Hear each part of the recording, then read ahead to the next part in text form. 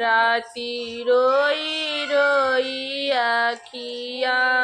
लाली परी राती रोई रोई आखिया लाली परी राती रोई रोई अखिया सबके महलिया रामा दिया ना जाला तू है सबके महलिया रामा दिया ना जलत है हमरे महलिया बीचे पारी सुनी राती रोई रोई आखिया लाली भई राती रोई रोई अखिया लाली भाई राती रोई रोई आखिया लाली भई राती रोई रोई सबके महलिया बीचे जवाना बना तो रामा सबके महलिया बीचे जेवाना बनते रामा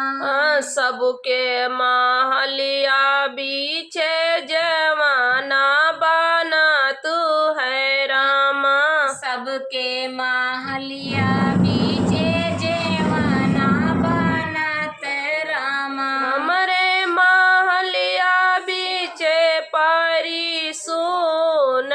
राती रोई रोई आखिया लाली परी राती रोई रोई आखिया लाली परी राती रोई रोई अखिया सबके महलिया रामा गेड़ुआ भरा तू है सबके महलिया रामा गेड़ुआ घूटत है हमारे महलिया बीचे पारी सुन राती रोई लाली आखिया लाली भाई राती रोई रोई आखिया लाली भाई राती रोई रोई आखिया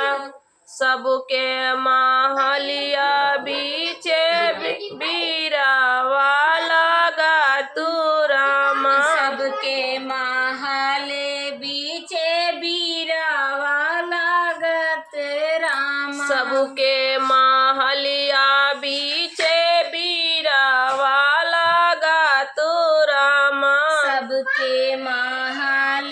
बीचे बीरावा लागत रामा हमारी महलिया पारी सुन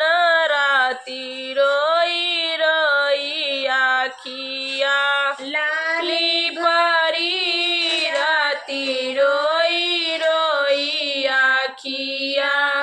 लाली परी राती रोई रोई अखिया सबके महलिया रामा सिया जाला गा तू है सबके महलिया रामा सिया जाला गा तू है हमारे महलिया बीचे पारी सुन राती रोई रोई आखिया लाली पा